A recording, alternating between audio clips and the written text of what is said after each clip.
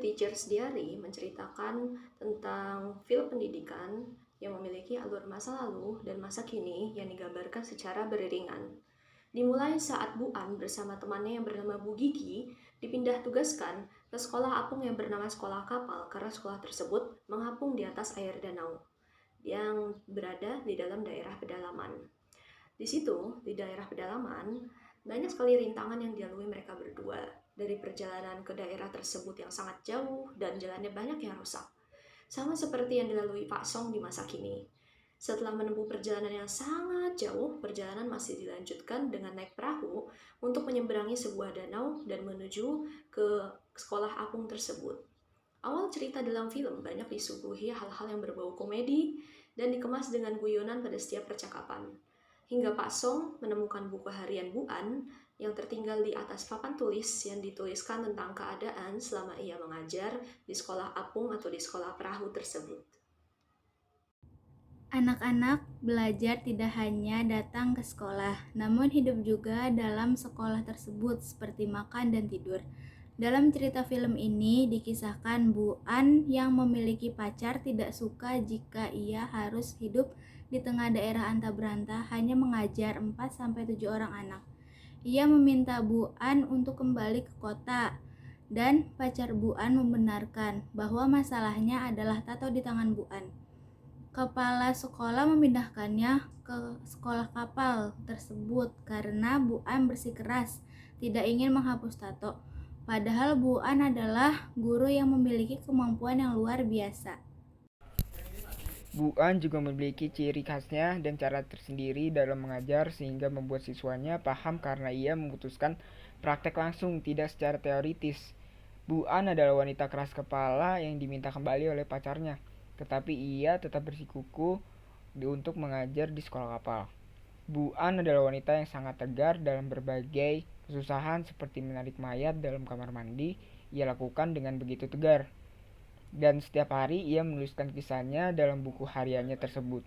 Bahkan semua kesulitan itu membuat Gigi menyerah, namun An tetap bertahan. Bu An tidak pernah menyangka bahwa tatonya tersebut akan membawanya sejauh ini. Akhirnya pacar Bu An menyetujui dan mendukungnya. Sedangkan Pak Song yang merindukan pacarnya kembali ke kota dan mendapati bahwa pacarnya berselingkuh. Pak Song justru ditinggalkan kekasihnya karena kekasihnya menganggap masa depan Pak Song suram. Akhirnya Pak Song putus dengan kekasihnya dan melanjutkan untuk hidup di sekolah kapal saja. Di saat terendah hidup Pak Song itulah ia membaca buku diari Bu An untuk membantunya hidup di atas sekolah kapal. Pak Song mulai mampu hidup di atas sekolah kapal dan mulai mampu beradaptasi dengan bantuan buku diari Bu An. Setiap hari Pak Song dengan membaca buku diari Bu An mulai membayangkan Bu An, mengandai-andai dan ia mulai jatuh cinta kepada Bu An. Saking penasarannya, akhirnya Pak Song dengan Bu An, akhirnya ia meminta murid-muridnya untuk mencari barang-barang yang ditinggalkan Bu An hingga itu semua terbawa ke dalam mimpi Pak Song juga.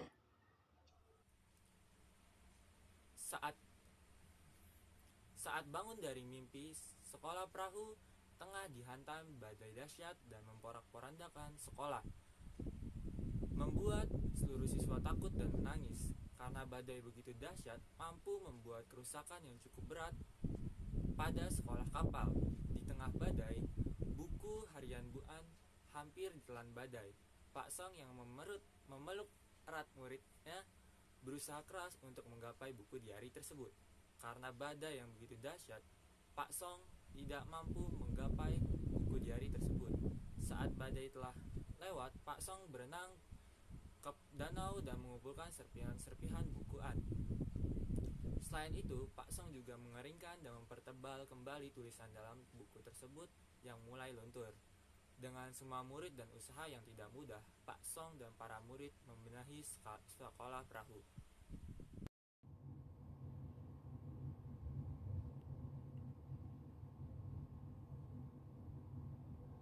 Puncak masalah yang terjadi yang dihadapi Bu An dan Pak Song adalah ketika salah satu muridnya tidak ingin bersekolah lagi. Saat ditanya apa yang dicita-citakan, anak-anak tersebut menjawab adalah menjadi nelayan. Padahal seorang guru berharap anak didiknya lebih dari itu. Hal itu membuat Bu An benar-benar terpuruk dan menyerah. Ia merasa bahwa seluruh usahanya sia-sia. Anak pedalaman tidak menginginkan hal lebih dari apa yang orang tua mereka lakukan, misalnya melanjutkan menjadi nelayan. Hal itu sangat membuat Bu An jatuh. Saat Pak Song membaca bagian diari tersebut, kemudian ia memutuskan untuk ke rumah Pong, sang murid, dan mengajaknya sekolah kembali. Pak Song merayu Pong dengan berbagai cara hingga ia mampu sekolah kembali. Saat ujian akhir semester, semua murid kesulitan dalam menjawab soal, apalagi Pak Song yang memang bukan berlatar belakang pendidikan. Ditambah lagi anak-anak dalam satu kelas yang tidak dalam tingkat yang sama. Hingga saat ia melapor kepada kepala sekolah, ia diberi waktu semester lagi untuk memperbaiki nilai muridnya. Jika nilai tetap tidak lulus, maka Pak Song akan diberhentikan. Masalah bertambah runyam saat ia tahu bahwa Bu An ternyata akan menikah. Itu membuat Pak Song sangat frustasi. Kemudian Pak Song memutuskan untuk berhenti mengajar di sekolah kapal. Saat Pak Song merasa kehilangan, ternyata Bu An dikhianati pacarnya sendiri, dan Bu An memutuskan kembali mengajar di sekolah kapal. Bu An mencoba mencari Pak Song dari alamat yang diberikan kepala sekolah, namun hasilnya nihil. Dalam mengajar, Bu An terus berpikir tentang Pak Song dan membayangkan kehadiran Pak Song. Hingga pada suatu hari, Bu An pergi ke desa dan membeli ikan. Ia mendapat berita bahwa Pak Song mengirim surat untuknya. Hal malang terjadi karena surat tersebut telah hanyut oleh muridnya. Namun sang murid telah membaca isi surat tersebut. Pak Song menyatakan bahwa akan kembali liburan sekolah ini. Merasa begitu senang, Bu An meminta muridnya untuk bekerja bakti membersihkan kelas sebersih mungkin. Hingga pada hari itu, di tengah penantian bukan Pak Song yang hadir, namun mantan kekasih Bu An. Bu An sangat kecewa tentunya. Akhirnya Bu An menyerah pada keadaan dan memilih kembali bersama kekasihnya saat semua murid di sekolah kapal lulus. Saat perjalanan ke kota bersama kekasihnya, Bu An mengingat kembali apa yang membuatnya menjadi guru, bahwa bukan hanya tentang mengajarkan teoritis, tapi mampu memberitahu rasa yang tidak pernah dimengerti muridnya juga. Saat itu ia menyadari bahwa ia dan kekasihnya ke kota bersama kekasihnya. Bu An mengingat kembali apa yang membuatnya menjadi guru, bahwa bukan hanya tentang mengajarkan teoritis, tapi mampu memberitahu rasa yang tidak pernah dimengerti muridnya juga. Saat itu ia menyadari bahwa ia dan kekasihnya tidak pernah saling mengerti, dan semua itu membuatnya tidak harus bersama lagi.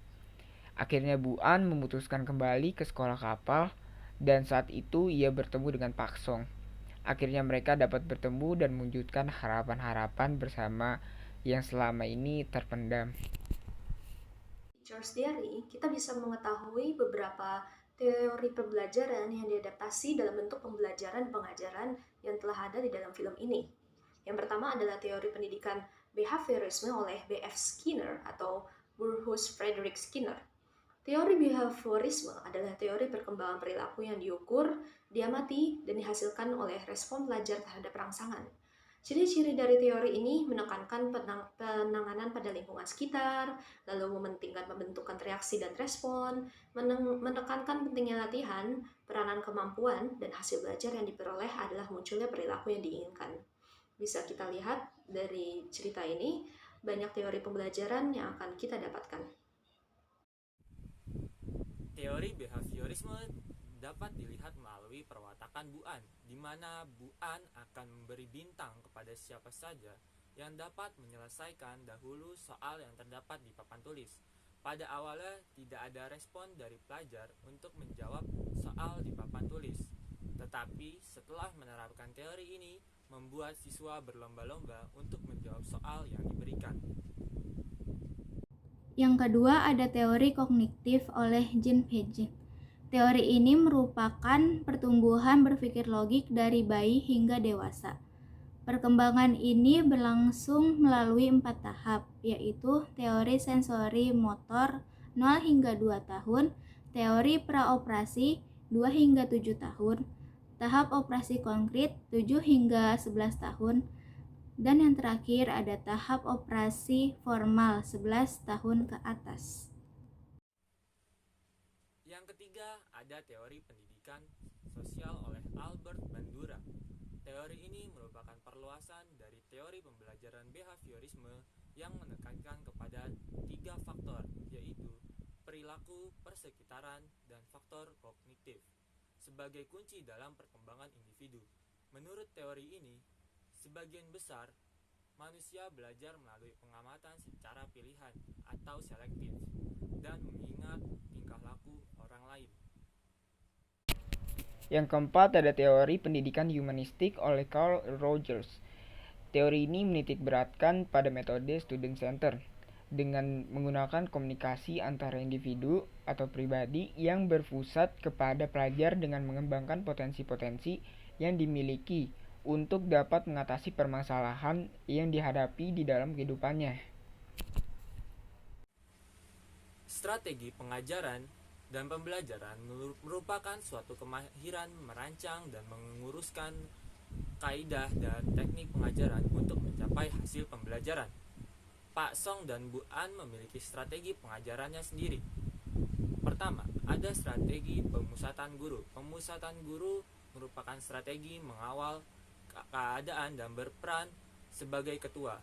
Contoh strategi ini adalah bercerita, berdemonstrasi, dan pidato. Demikian juga yang dilakukan oleh Pak Song dan Bu An di kebanyakan film ini. Karena siswa di sekolah tersebut tidak ramai, Pak Song bijak mengawali keadaan kelas dengan menjadikan semua siswa memberi tumpuan kepadanya. Kedua, ada kaidah dan teknik pengajaran. Kaidah pengajaran merupakan cara yang digunakan untuk mengelola dan menggunakan teknik, isi, pelajaran, dan alat bantuan mengajar untuk mencapai objektif pengajaran. Teknik pengajaran adalah satu kemahiran atau cara melaksanakan penyampaian bahan pengajaran kepada pelajar dari segi langkah-langkah dalam aktivitas pembelajaran. Teknik ini merupakan satu cara pencapaian pembelajaran dan perlu diteliti supaya dapat mempercepat penggapaian siswa. Dalam film terdapat beberapa pengajaran yang dapat kita perhatikan yang digunakan Bu An dan Pak Song di dalam pengajaran mereka. Ketiga ada teknik pengajaran demonstrasi. Teknik ini merupakan satu cara untuk melatih pelajar memerhatikan dan melakukan suatu aktivitas mengikuti prosedur. Dalam proses demonstrasi, terdapat komunikasi lisan yang langsung tentang suatu informasi dari guru kepada siswa. Ini juga melibatkan pendekatan visual untuk memerhatikan proses informasi dan ide. Teknik ini interaktif karena guru dan pelajar sama-sama terlibat dalam persekitaran pembelajaran kolaboratif. Yang keempat, ada teknik penyelesaian masalah. Salah satu kebaikan dari pendekatan penyelesaian masalah ini ialah murid lebih berpikir. Bu An ketika siswanya menghadap keraguan dalam soal matematika, Bu An menggunakan kaidah penyelesaian masalah seperti yang ada di dalam film. Melalui pendekatan penyelesaian masalah, siswa tidak lagi mengamalkan konsep menghafal karena guru mau siswa itu tahu, paham, dan bisa mengaplikasikan dalam setiap masalah yang diberi. Jadi, siswa tersebut lebih bersemangat untuk belajar dan coba untuk menyelesaikan masalah-masalah matematika yang lainnya. Yang kelima, ada teknik pengajaran bermain. Ini adalah salah satu teknik pengajaran dan pembelajaran yang berkesan kepada siswa. Dengan menggunakan teknik ini, siswa menjadi senang dan mendapatkan kepuasan dalam pengajaran yang hendak disampaikan. Dengan bermain juga pelajar akan dapat menguasai perkembangan dan kemahiran fisik serta mental mereka.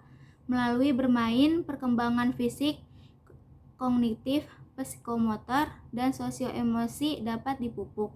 Terbukti di dalam film di mana Pak Song senantiasa mengadakan aktivitas bermain kepada siswanya. Hasilnya dapat dilihat di akhir film ini. Siswa kelihatannya lebih matang dalam menghadapi banyak tantangan perkembangan kognitif semakin berkembang seperti yang terjadi pada MUEK, siswa akan mendapatkan pengalaman langsung yang akan memberikan kesan pembelajaran yang bermakna.